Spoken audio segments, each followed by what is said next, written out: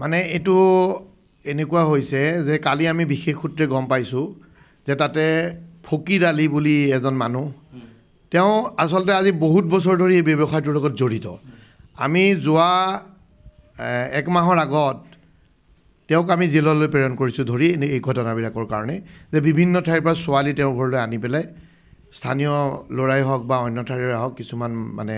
গ্ৰাহক হিচাপে লৈ তেওঁৰ ঘৰত এই ব্যৱসায়টো কৰি আহিছে বুলি স্থানীয় লোকে আমাক বহুতবাৰ কৈছে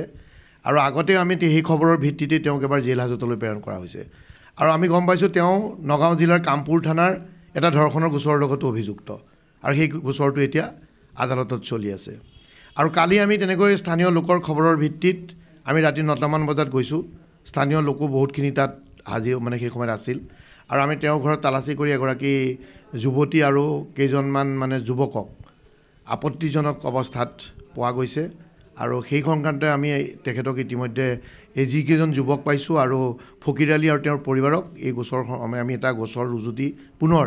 আকৌ এটা গোচৰ ৰুজু দি গ্ৰেপ্তাৰ কৰিছোঁ আৰু তেওঁলোকক আজি জেল হাজতলৈ প্ৰেৰণ কৰা হৈছে 5জনক আমি গ্ৰেপ্তাৰ কৰিছোঁ আছে মই ক'লোৱেই সেইটো কথা যে মানে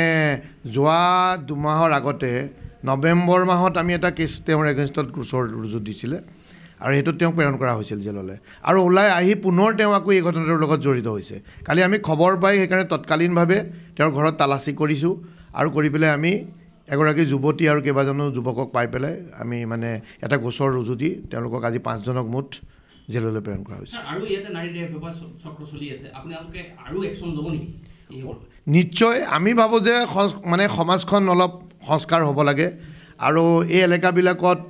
বহুত তেনেকুৱা সৰু সুৰা খবৰবিলাক থাকে আমি আজি আপোনালোকৰ মাধ্যমেৰে আমি ইয়াৰ স্থানীয় জনসাধাৰণকো আমি অনুৰোধ কৰিছোঁ মানে আবেদন কৰিছোঁ যাতে সকলোৱে অলপ সক্ৰিয় হৈ থাকে